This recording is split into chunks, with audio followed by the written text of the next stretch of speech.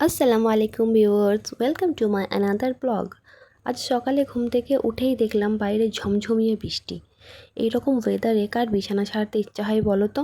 কিন্তু পেট তো আর মানবে না, তাই সোজা চলে এলাম কিচেনে। ঝটপট ভালো করে ময়দা মেখে একদম গোল গোল করে গরম গরম পরোটা বানিয়ে নিলাম। আর এই মেঘলা সকালে পরোটার সাথে ধোঁয়া ওঠা কড়া চা কার কার পছন্দ কমেন্টে জানাবে কিন্তু। খাওয়া দাওয়া শেষ করে আমার কিছু কাম ছিল, চটপট সেগুলোকে সেরে নিলাম। অনেকটাই কাম ছিল, এগুলোকে রং করে রেডি করে সব করছিলাম।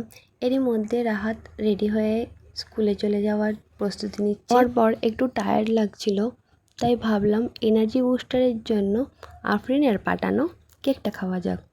কেকটা ছিল অসাধারণ। Thank you very much Afrin, কেকটা তো সুন্দর বানানোর জন্য। তারপর স্কুল থেকে ফেরার সময় শ্বশুরমশাই বাজার থেকে চিকেন নিয়ে এলেন। মাংসটা ভালো করে ধুয়ে পেঁয়াজ টমেটো সব কুচিয়ে নিলাম। আজ বানাবো একদম ঘরোয়া স্টাইলে চিকেনের আলুর ঝোল। কষানোর গন্ধেই কিন্তু অর্ধেক পেট ভরে যাচ্ছে। দেখতে দেখতে সন্ধ্যা হয়ে গেল। রাহাত টিউশন থেকে ফিরে পড়তে বসে গেছে। সঙ্গে আমার কিছু কাম ছিল, সেগুলোও করে নিচ্ছি। তোর যেহেতু এক্সাম, তাই ও আবার এসে পড়তে বসেছে, নইলে চট করে পড়তে বসতে চায় না।